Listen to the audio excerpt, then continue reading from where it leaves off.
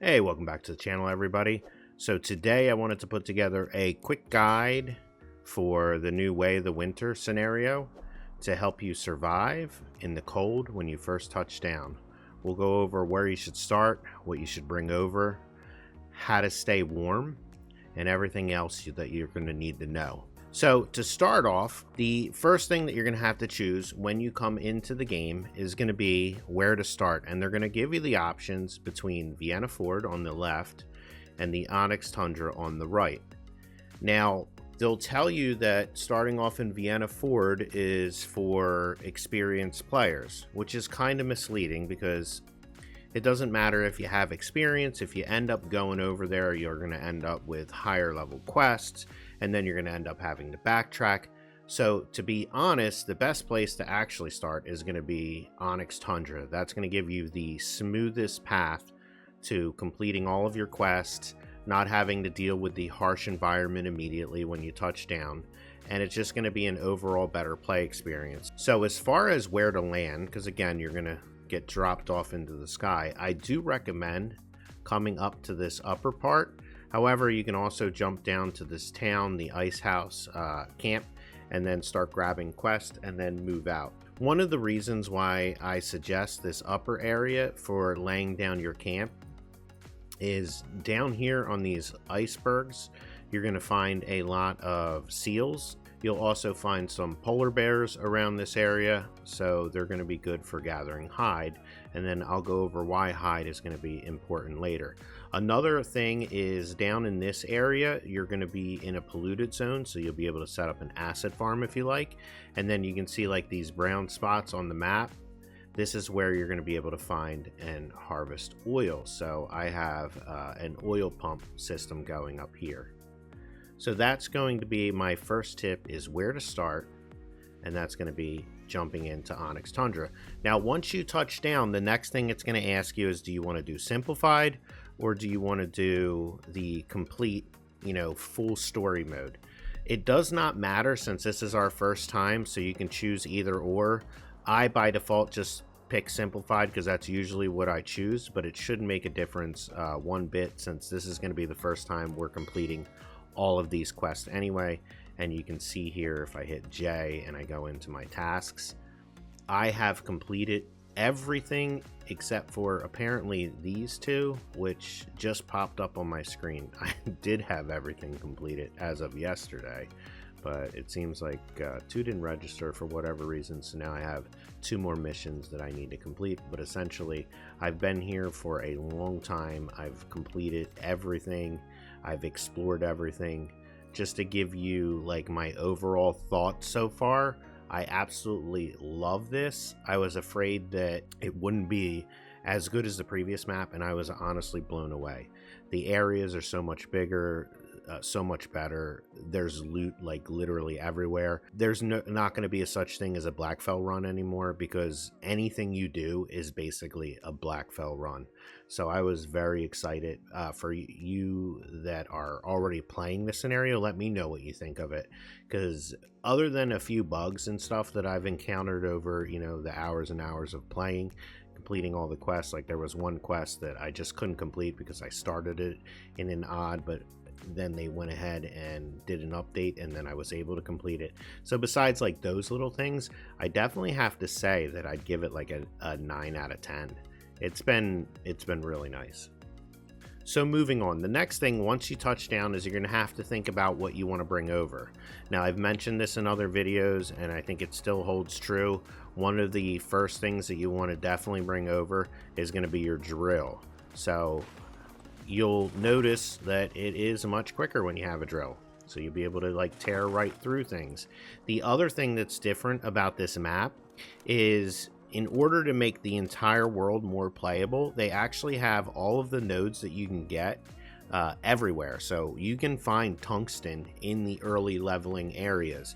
So if you want to be able to get in early, build your house and start preparing, since we're kind of locked into this first phase for a week, then you're going to want to make sure that you bring a drill so that you're able to, start gathering aluminum, start gathering tungsten and things like that. The next thing that I'm going to recommend is obviously a chainsaw to go along with the drill, or you can do a pickaxe because, one, it's going to yield a lot more, but it's also going to be much quicker, as you can see. So those are the first two things that I recommend to bring over. The next thing is going to be a list of deviations. Now, we are either losing the ability to get these deviations, or I haven't found them and nobody I know have found them yet. In the beginning, I thought we were going to get the pity deviations like the free ones in town, but that has not been the case. I have not been able to find anywhere to get the free deviations. So a lot of the easy ones that I thought I was going to get, I actually ended up not getting. So for my deviation list to bring over, the first one is probably going to be Chefosaurus. We don't have access to that silo anymore, so if you want to be able to get those food buffs, Chefosaurus is pretty important. So I ended up bringing him over. Also Rebecca, if you want to be able to have her, play the piano and boost your other deviations. We're not going to have access to Lee, and you can see there she is playing with her feet per usual. The next thing is going to be the festering gel. If that was something that you enjoyed having, go ahead and bring that over. We don't have access to that anymore. The pup buddy, if you want to be able to make stuff. The dark rebel bunny for acid, although we can get the dark rebel bunnies here just to start on getting acid right away. I like having one. The space turner, very important. Again, I thought I was going to be able to get one for free, so I didn't bring one over. I ended up spending all my points. Space turners are very important because people are going to start getting like really good, stuff like the plus to the kitchen and the super refinery, and you're going to want to be able to bring them to your base, and you can't do that if you don't have a space turner. And it's kind of like impolite to say, hey, can you come over with your furnace and drop it down, but by the way, I can't snap you here, you're gonna have to run. So I definitely think having a space turner is important. You want to get that cranking out. And then like the canine skull for fighting, if bring whatever your favorite fighting one is, because chances are you're not going to have access to it here. Now once you do get here, there are going to be two deviations that you're going to want to get right away if you can. The tar pudding, which is this one here. What he does is you set him loose and he will actually bring back portable mixed fuel, so that's really nice to have. And then the other good one to have, and I don't have him up anymore because he's already made me a ton of these, but Gazokio, which you'll get early, is another good one. He gives us these down here, which are these tactical items. And essentially once you get over to Wishland, and I'm not going to like spoil anything for you because Wishland is pretty amazing. It's like here in the center of the map, so right around this area here. There's going to be shadowy figures, and the shadowy figures you can either do two things. One, you can drag them into the light. There's going to be lights, and that'll allow you to damage them because essentially can't do any damage. Or two, you can use those tactical items that Gazokio gives you to basically shine a light on them that will allow you to damage them. So those are going to be my recommendations for deviations that you bring over. Now, if you do set up in this area here, you'll see I did not get a chance to get into the polluted one because I joined, well, I didn't join late, but I didn't realize until late. But this area over here where, Quad A, one of my hive mates, is at, this is going to be an area where it's polluted and it has the acid farm. So this area is probably going to fill up really fast all along here. So if that's something where you want to just have everything going, make sure that you lay down, roots right away. There's no territory expansion in this. You're automatically start off with like a larger territory. So it's very important to get that down as soon as possible. If not, then you can come up here and do something like I did. I'm kind of off on my own, where I also have access to at least the oil. I don't have access to the pollution, but that's okay. We'll see what happens when the next phase opens up. Now, the next important thing is as you go through, you're going to want to stay warm. This entire scenario is all about either staying warm or chilling out. So to do that, there's going to be a few things that you want to do. The first thing you're going to want to do is when you craft your gear, they've added something new. So we'll go over here to the gear section, and when you go to craft your armor, you now have this ability here to add different hides. So if you go through, you can select, and each different one is going to give you a different bonus. Now, the most important for staying warm is going to be your chest and your pants. So on your chest and your pants, you can actually apply something that will give you an increase to your cold resist. So I'm going to go over my recommendations now for each piece, just so that you know what to get. So for your helm, you're going to want to go with like hide. This is going to give you an extra plus 100 max HP. Now, every time you kill animals, you're going to get a different type of hide, and you do have the chance to get, better versions of the hide. So if you have better versions, use those, but I'm just strictly going to talk about the base version since they're easy to get. So for the chest and pants, when you come down here, you're going to have real easy access to like the seals, which will be down here, or some of the polar bears, which will be like out on, anywhere else that there's ice. There might even be some polar bears down here with the seals. And the bear is going to give you cold resist and frost resist plus 10. And then it's also going to recover 3% hit points upon every time you defeat an enemy. So as long as it's cold out, you're going to get that cold resist, which you need, and then you're also going to get HP recovery, which is great. There's also the seal, which might be a little bit easier to get early, and the seal's also going to give you cold resist and frost resist plus 10, and then it's going to give you an additional 5 when you're dampened. So if you're like in the water or it's raining, you're going to get an additional plus 5. So bears and seals are definitely going to be what you want to put on your chest and pants. For your gloves, you're going to want to probably go with deer hide. These are going to be all the different crafting things. This one in particular gives you logging and mining speed. However, there are different versions with yield, so you can kind of go through and see what you want, but those are the ones that I recommend. Plus, deer are very easy to get. You're going to see reindeer everywhere. The next thing is going to be for your shoes. You're probably going to want to go with either bear, which is going to give you movement speed for 8% anytime you're below 10C. So right now you can see in my house I'm at negative 5C, which is up here in the right corner. So either the bear or the wolf are going to be good to use. The next thing for your mask. Now the mask is important because the mask is going to be dependent on what your build is. So there's impact damage 12% for deer. There's weak spot damage 3% for wolf. There's elemental damage 4% for rabbit.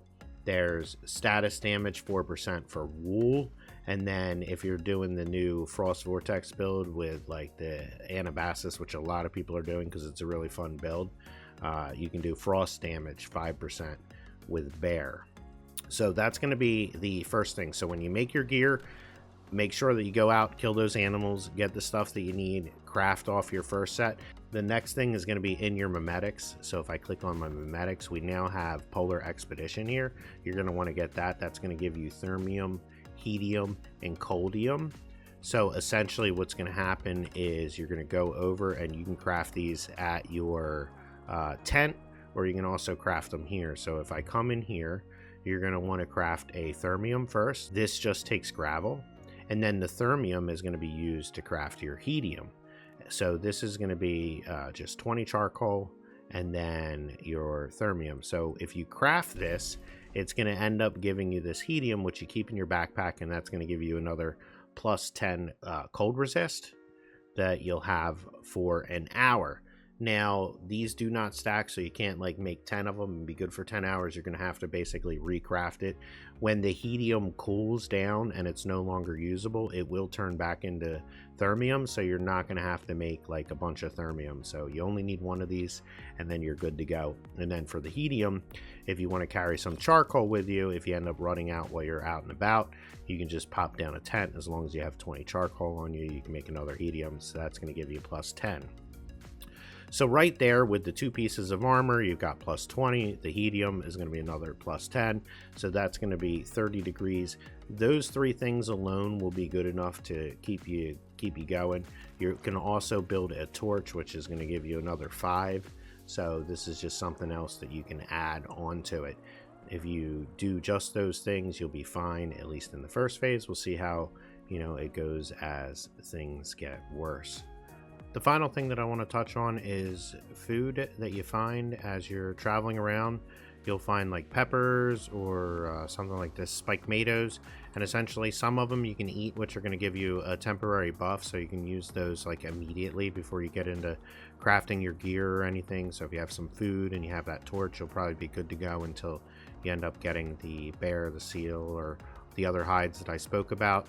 And then you can also go through and you can use these spiked tomatoes to make some food called the salty roasted spiked tomatoes, which is just salt, which comes from boiling seawater, or basically cooking seawater, as well as those spiked tomatoes. And then if you do that, that's going to give you another 10 to your cold resist.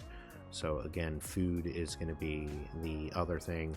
And then they have like little things like this that I have in the middle, which isn't great for right now, but in the future we're going to probably need them as we get into the colder or the hotter territories, where we're going to have items that we put in our house which basically warm the entire house, as well as the new spectacles, thermal towers that they'll be putting up, which will also do like an entire hive.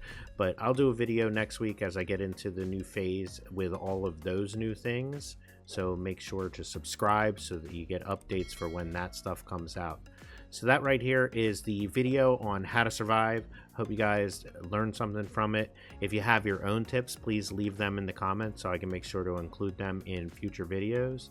And as always, thanks for watching, and I'll see you in the next one.